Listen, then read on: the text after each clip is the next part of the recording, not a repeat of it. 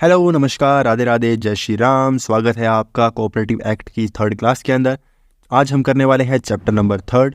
आपको लिखने की कुछ भी ज़रूरत नहीं है। पीडीएफ आपको डिस्क्रिप्शन के अंदर टेलीग्राम का लिंक है, वहाँ से मिल सकती है।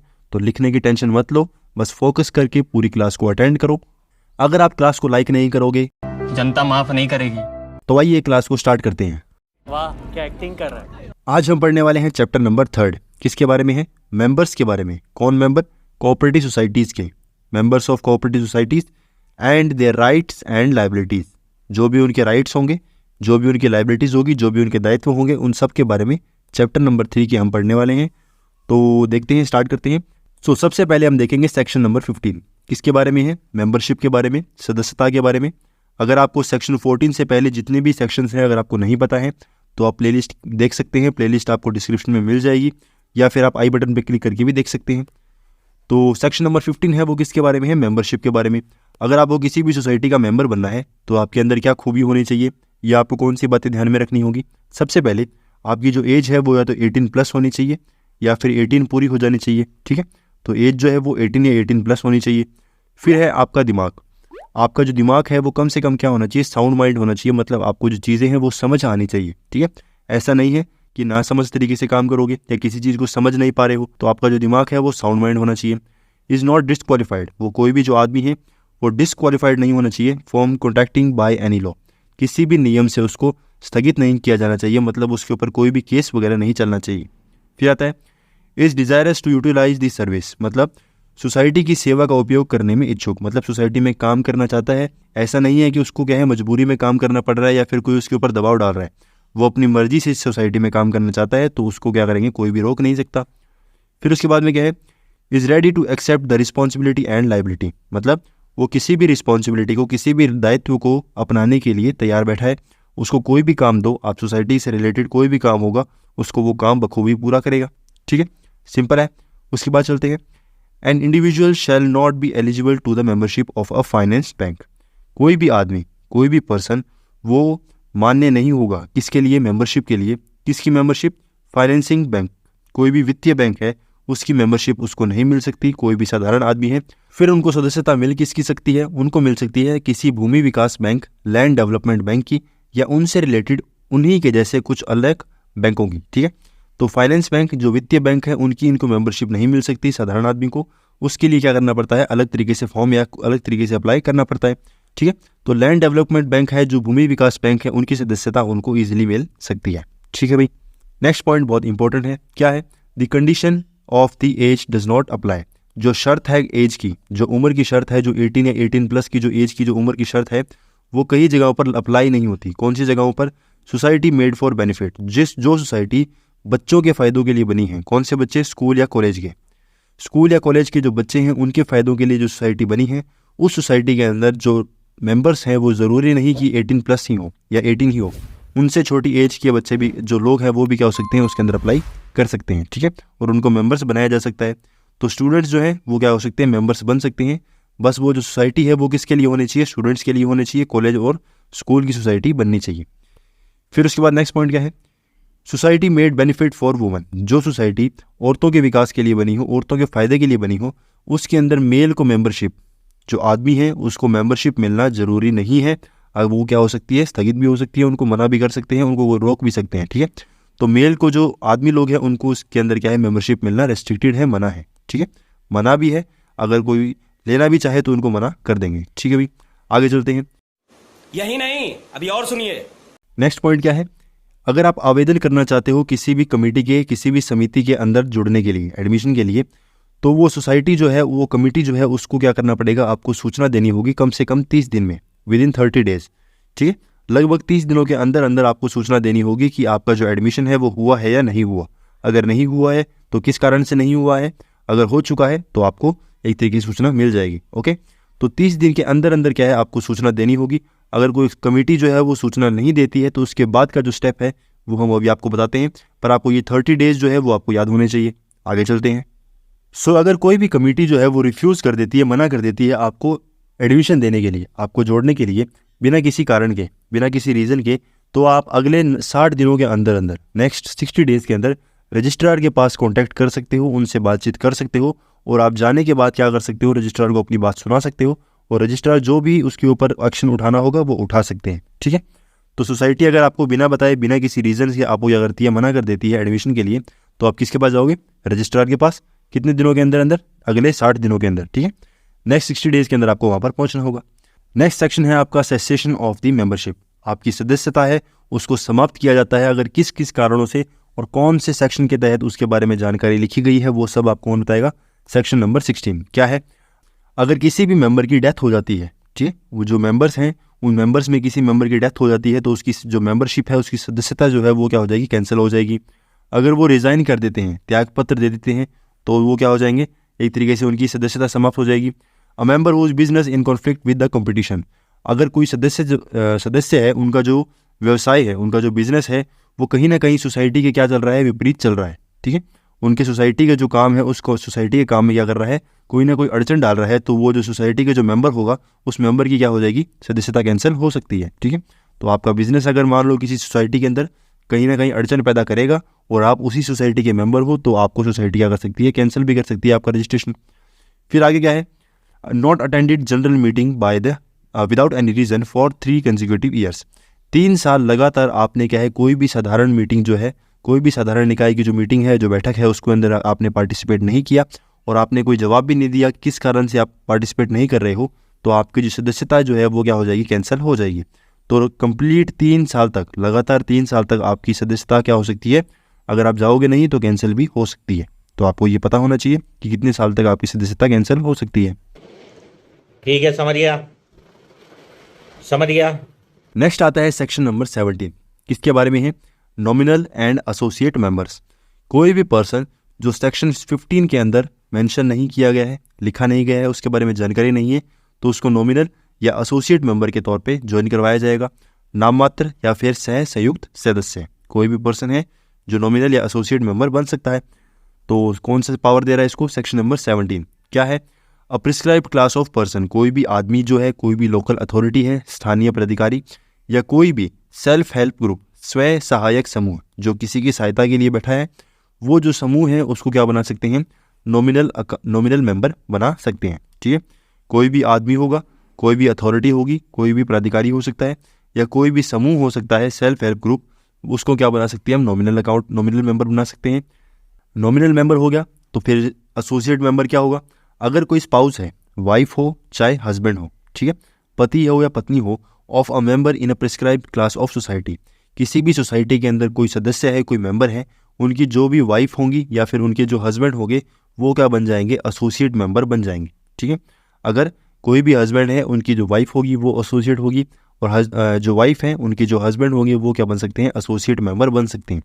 तो एसोसिएट मेंबर के लिए उनका स्पाउस होना जरूरी है और नॉमिनल मेंबर कोई भी आदमी, कोई भी समूह, कोई भी अथॉरिटी जो है वो क्या हो सकती है, बन सकती है, उसमें कोई भी प्रॉब्लम नहीं है। एक पॉइंट जो है जो आपको ध्यान में रखना है, क्या है, नॉमिनल और एसोसिएट मेंबर के लिए कि वो कभी भी वोट नहीं कर सकते किसी भी मीटिंग के अंदर। अगर सोसाइटी में कोई भी मीटिंग होगी तो उसमें कभी भी वो वोट वगैरह, जो मत वगैरह है, वो कभी भी नहीं दे सकते। साथ ही में वो किसी भी शेयर के अधिकारी नहीं हो सकते, उनका कोई भी शेयर का अधिकार नहीं होगा, कोई भी हकदार नहीं बन सकता। कोई भी पर्सन है जो नॉमिनल या फिर एसोसिएट मेंबर बना हुआ है, ठीक है, उनको कोई भी शेयर वगैरह नहीं मिलेगा उस सोसाइटी के अंदर। और shall have some liabilities to act, और उनके जो दायित्व हैं उनको निभाना पड़ेगा, जो काम उनके होंगे उनके दायित्वों को बखूबी उनको निभाना पड़ेगा। ठीक है, तो दायित्वों को निभाना है, उनके शेयर नहीं होंगे और वो वोट वगैरह नहीं कर सकते। ये किसके लिए नियम है, नॉमिनल के लिए और एसोसिएट मेंबर के लिए नियम बनाए गए हैं। ठीक है भाई, आगे चलते हैं। अब आता है हमारा सेक्शन नंबर 18, किसके बारे में है, member not to exercise right till due to payment made. कोई भी मेंबर है, कोई भी पर्सन है, अगर उसने कोई भी पेमेंट है जो उसकी ड्यू पड़ी है, चाहे वो पेमेंट उसके एप्लीकेशन की हो, चाहे वो एडमिशन ले रहा है तब उसकी जो पेमेंट हो, किसी भी टाइप की जो पेमेंट है, अगर वो ड्यू है, वो उन्होंने नहीं दी है, तो तब तक क्या है, वो जो उसके जो अधिकार है वो उनको काम पे नहीं कर सकता। ठीक है, अगर मैं हूँ, मैंने किसी सोसाइटी में आवेदन किया है और अपने जो पैसे हैं वो अब तक दिए नहीं है, तो मुझे अधिकार जो है, मेरे जो भी अधिकार मुझे मिल रहे हैं वो मैं उनको यूज़ नहीं कर सकता। पहले मेरी जो पेमेंट है वो देनी पड़ेगी, उसके बाद अपने जो अधिकार है उनको यूज़ कर सकता हूँ। ठीक है, तो देय का संदाय न किए जाने तक सदस्य का अधिकारों का प्रयोग न किया जाना। ठीक है, तो जब तक पैसे देने हैं वो नहीं दोगे तब तक अधिकार नहीं मिलेंगे। तो इसके अंदर जो आपकी मेन इंपॉर्टेंट जो नॉलेज है वो यही है कि आपको जितनी भी पेमेंट है वो देनी होगी, तभी आप क्या कर सकते हो, अपने अधिकार जो है, आपके जो राइट्स हैं उनको यूज़ कर सकते हो। ठीक है, सेक्शन नंबर 18 जो है वो इतनी सी बात बताता है और आपको फालतू बातें पढ़ने की जरूरत नहीं है। बात तो सही है। फिर आता है सेक्शन नंबर 19। क्या है? Votes of member. जो भी मेंबर्स हैं उनके जो वोट्स होंगे, सदस्यों का जो मत है, उनके बारे में कौन बताएगा? Section number 19। कोई भी मेंबर है, कोई भी आदमी जो है, जो सदस्य है, बना हुआ है किसी सोसाइटी का, एवरी मेंबर, कोई भी आदमी जो है वो क्या कर सकता है? वोट कर सकता है। किसको छोड़कर? नॉमिनल और एसोसिएट मेंबर को छोड़कर। ठीक है, ये लोग जो हैं ये क्या नहीं कर सकते? वोट नहीं कर सकते। अभी आपको बताया था ऑफ अ कोऑपरेटिव सोसाइटी, किसी भी कोऑपरेटिव सोसाइटी के अंदर इनको वोट करने का अधिकार नहीं है। ठीक है, बाकी जो भी मेंबर हैं वो वोट कर सकते हैं। शैल एंटाइटल टू कास्ट 1 वोट, और वो कितने वोट कर सकते हैं? सभी जो लोग हैं वो कितने वोट कर सकते हैं? सिर्फ 1 वोट ही कर सकते हैं। नाममात्र या सहसयुक्त सदस्य को छोड़कर समिति का कोई भी सदस्य मत दे सकता है। ठीक है, आपको बता दी ये बात कि ये लोग वोट नहीं कर सकते। आगे चलते हैं। अबे जल्दी बोल, कल सुबह पनवेल निकलना है। अब अगर वोटिंग होगी तो किसी ना किसी तरीके से होगी, किसी ना किसी रीति का प्रयोग होगा। तो सेक्शन नंबर 20 जो है वो आपको रीति बताता है किस तरीके से आपको वोटिंग वगैरह करानी है। ठीक है, मत प्रयोग की रीति, जो मैनर है, किस तरीका है एक्सरसाइजिंग वोट्स कराने का, क्या तरीका होगा। तो देखते हैं क्या मैनर होगा, क्या तरीका होगा। Vote by self, no proxy allowed. आपको जो वोटिंग होगी, अगर आपको अपना मत देना है, आपको अपना वोट देना है, तो वो आपको खुद को देना पड़ेगा, खुद को देना पड़ेगा। आपकी प्रॉक्सी नहीं लग सकती, मतलब आपकी जगह पर कोई और पर्सन जो है वो क्या नहीं कर सकता? वोट नहीं कर सकता। अपना मत स्वयं देंगे, किसी और के द्वारा नहीं। ठीक है, आपको देना है, कोई और आपका वोट नहीं दे सकता। ठीक है भाई, ये तो बात क्लियर हो गई। उसके बाद चलते हैं आगे। क्या है? अगर आपकी कोई भी कोऑपरेटिव सोसाइटी है, वो किसी दूसरी सोसाइटी की, ये सोसाइटी किसी दूसरी सोसाइटी की क्या है? मेंबर बन चुकी है, मेंबर बनने वाली है या बन चुकी है, तो उसके जो चेयरमैन होंगे, इसके जो चेयरमैन होंगे, ये सोसाइटी के चेयरमैन, अगर चेयरमैन नहीं है उसके वाइस चेयरमैन है, या फिर वाइस चेयरमैन भी नहीं है, अगर उपस्थित नहीं है, चेयरमैन नहीं है, वाइस चेयरमैन उपस्थित नहीं है, तो ये इनमें से कोई भी पर्सन किसी को चार्ज देगा, वो पर्सन जाकर क्या करेगा? यहाँ पर जाकर वोटिंग कर आएगा। ठीक है, तो इनका अगर मान लो यहाँ पर वोट बना हुआ है, तो इनमें से कोई भी चेयरपर्सन, अगर चेयरपर्सन नहीं है तो वाइस चेयरपर्सन, अगर वाइस चेयरपर्सन भी नहीं है तो ये क्या करेंगे? किसी को नियुक्त करेंगे कि हमारी जगह पर, हमारे बिहाफ पर क्या करो, आप जाकर क्या करके आओ, वोट करके आओ। ठीक है, तो बिहाफ ऑफ देम, उनके जगह पर जाकर क्या आना पड़ेगा? उनको वोट देकर आना पड़ेगा। एक सोसाइटी दूसरी सोसाइटी में सदस्य हो तो अध्यक्ष या उपाध्यक्ष अपने स्थान पर मत के लिए किसी को भी भेज सकते हैं। ठीक है, अगर अध्यक्ष उपस्थित नहीं है, उपाध्यक्ष भी उपस्थित नहीं है, तो उनके स्थान पर कोई और भी जा सकता है। ठीक है, पर उनको जो पावर देगा वो कौन देगा? इन्हीं में से कोई एक पावर देगा। ठीक है भाई, आगे चलते हैं। इसी से रिलेटेड एक पॉइंट और है। क्या है? जो नेक्स्ट पॉइंट है वो क्या है? अगर कोई भी गवर्नमेंट या फिर कोई भी लोकल अथॉरिटी, कोई भी संभाग या कोई जो अथॉरिटी है, कोई भी अगर मान लो संस्था है या फिर कोई भी बॉडी, कोई भी संस्था है जो क्या करना चाहती है, मेंबर है किसी भी सोसाइटी का, और वो वोट देना चाहती है, पर उनमें से क्या है, सभी वोट तो दे नहीं सकते, तो कोई भी एक पर्सन को क्या करेंगे? वो नॉमिनेट करेंगे। ठीक है, अगर मान लो आपका स्कूल है, आपके स्कूल की संस्था जो है वो क्या हो चुकी है? किसी भी सोसाइटी में जुड़ चुकी है, तो आपके पूरे स्कूल के अंदर से किसी एक पर्सन को क्या करेंगे? नॉमिनेट किया जाएगा, चुना जाएगा, और वो पर्सन जो है आपके बिहाफ पर, आपके जो तौर पे जाकर क्या करेगा? वहाँ पर जाकर वोटिंग करेगा, और आपकी जो वोट होंगे, जो आपका जो मत होगा, वो वहाँ पर दिया जाएगा। ठीक है, तो आपका जो पूरे संस्था का जो वोट है वो एक होगा, और वो कौन दे के आएगा? वो नॉमिनेट पर्सन जिसको आपने चुना है। ठीक है, तो ये जो डिटेल है वो आपको पता होगी। मजा आया। फिर नेक्स्ट क्या है? Section number 21। क्या है? Restriction on holding of share. अगर आपकी कोई भी कोऑपरेटिव सोसाइटी है, उसके अंदर आप मैक्सिमम कितने शेयर आप धारण कर सकते हो, आपको कितने शेयर लेने की अनुमति है, वो आपको कौन बताएगा? Section number 21। ठीक है, मिनिमम तो सबके पास एक होना ही चाहिए। ठीक है, मैक्सिमम कितने हो सकते हैं वो कौन बताएगा? 21 सेक्शन बताएगा। क्या बताता है? देखो, अगर आपकी कोऑपरेटिव सोसाइटी है कोई भी, ठीक है, नॉर्मल कोऑपरेटिव सोसाइटी है, तो एक पर्सन जो है वो मैक्सिमम कितने शेयर होल्ड कर सकता है? 1/5 ऑफ टोटल शेयर। अगर 50 शेयर हैं उस सोसाइटी के अंदर, तो वो मैक्सिमम जो है वो कितने कर सकता है? 10 शेयर क्या कर सकता है? होल्ड कर सकता है, रख सकता है। 10 शेयर से ऊपर वो क्या नहीं कर सकता? शेयर कभी भी रख नहीं सकता। अगर आपकी कोऑपरेटिव सोसाइटी जो है वो अर्बन है, अर्बन का मतलब शहरी है, तो अगर आपकी कोऑपरेटिव सोसाइटी शहरी है तो आपको मैक्सिमम 1/20 1/20 टोटल शेयर रखने का अधिकार है। तो अगर 100 शेयर हैं तो 1/20 के हिसाब से आपको कितने शेयर मिलेंगे? 5 मिलेंगे। और अगर आपकी नॉर्मल जो है वो गाँव के अंदर है तो आपको कितने शेयर मिलेंगे? कम से कम 20 शेयर मिल सकते हैं। ठीक है, तो शहरों के अंदर कितने मिलेंगे? 5 मिलेंगे, और गाँव के अंदर कितने मिल सकते हैं? 20 शेयर मिल सकते हैं। ठीक है, तो ये जो डिफरेंस है ये आपको पता होना चाहिए कि अर्बन में कितना मार्जिन है और जो रूरल है उसमें कितना मार्जिन होगा। ठीक है, ये आपको पता होगा। फिर आता है सेक्शन नंबर 22। क्या बोलता है? Transfer of interest on death of member. कोई भी पर्सन है जो सोसाइटी का मेंबर है, और मेंबर की उसकी क्या हो जाती है, डेथ हो जाती है, तो उसका जितना भी इंटरेस्ट है, इंटरेस्ट का मतलब जितना भी उसका पैसा है वो क्या होगा, ट्रांसफ़र होगा। किसको ट्रांसफ़र होगा, तो ये तो पता होना चाहिए ट्रांसफ़र किसको होगा। तो सेक्शन नंबर 2 जो है वो आपको बताएगा किसको ट्रांसफ़र होगा। सबसे पहले किसको ट्रांसफ़र होगा, अगर वो नहीं है तो उसके बाद किसको होगा, ठीक है। तो on the death of any member of society, society का कोई भी मेंबर है, share of interest, share and interest, उसके जो भी शेयर्स हैं, उसका जो भी इंटरेस्ट है, विल बी ट्रांसफ़र, उसको ट्रांसफ़र करना है। किसको करना है, सबसे पहले आपको क्या करना है, जिसका नॉमिनेशन दिया गया है, जिसको नॉमिनी उसने बनाया है, क्या बनाया है, किसको बनाया है, जो भी होगा हमें नहीं पता, ठीक है। जो भी नाम निर्दिष्ट है उसको क्या करना है, नाम नॉमिनेट पर्सन को क्या करना है, पैसा देना है। तो नॉमिनेटेड को देना है सबसे पहले। अगर नॉमिनेटेड पर्सन नहीं है तो उसका जो भी वारिस होगा, जो भी उसका हायर होगा, या फिर जो भी उसका लीगल रिप्रेजेंटेटिव होगा, जो भी उसका विधिक प्रतिनिधि होगा, अगर आपके उसके परिवार के अंदर जो भी है हमें मतलब नहीं है, पर जो भी उसका लीगल होगा अधिकारी के अंदर, वो उसको क्या करेंगे, हम पैसा दे देंगे, ठीक है। तो सबसे पहले देखना है कि वो नॉमिनेटेड है या नहीं है। अगर नॉमिनेटेड नहीं है तो उसके वारिस देखना है। अगर वारिस भी नहीं है तो उसका जो भी अधिकार के अंदर पाया जाएगा उसको क्या करेंगे, पैसा दे देंगे, ओके। तो ये बातें हमको पता होनी चाहिए। फिर इसके अंदर क्या है कि अगर मान लो कोई भी दो लोग हैं, अगर वो क्या करते हैं, डिस्प्यूट में रखते हैं, कोई भी दो बच्चे हैं, अगर मान लो कोई पर्सन है, उस पर्सन के दो बच्चे हैं और वो दोनों पर्सन को क्या करते हैं, उसके फादर ने क्या है कहीं पर भी नॉमिनेट नहीं किया, तो जो पैसा है ये तो इन दोनों के अंदर क्या होनी चाहिए, पहले सहमति होनी चाहिए कि हमें क्या है, पैसा कैसे बांटना है, किस तरीके से बांटना है। जो कोऑपरेटिव सोसाइटी होगी वो इन दोनों को बराबर पैसा तो नहीं बांट सकती, पर इन दोनों के बीच में कहीं ना कहीं क्या करेगी, समझौता कराने की कोशिश करेगी। फिर उसके बाद जो है पैसा क्या करेगी, डिस्ट्रीब्यूट करेगी। नहीं तो क्या है, जो वारिस है वो ये भी है और ये भी है, तो पैसा किसको दे, ठीक है। तो ये बातें भी क्या है, नॉर्मल बातें हैं जो आपको कहीं ना कहीं पता होगी। अच्छा, हमको सिखा रिया है।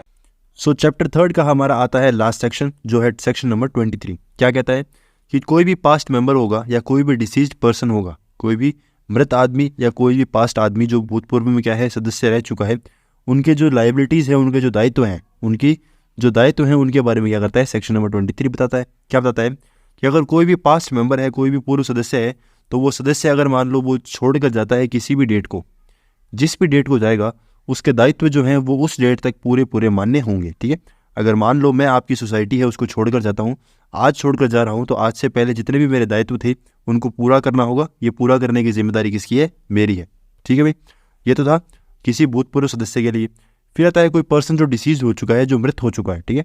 In case of disease member, अगर कोई पर्सन है जो डिसीज हो चुका है, मर चुका है, on his death of his death, जो भी उसकी डेट होगी, डेथ होने की, कोई भी डेट हो, कुछ भी हो, ठीक है, shall continue for a period of 2 years. तो उसके जो दायित्व हैं, अगर मान लो आज डेथ होती है तो आज से पहले के जितने भी दायित्व जो है वो 2 साल तक क्या है पूरे करे जा सकते हैं।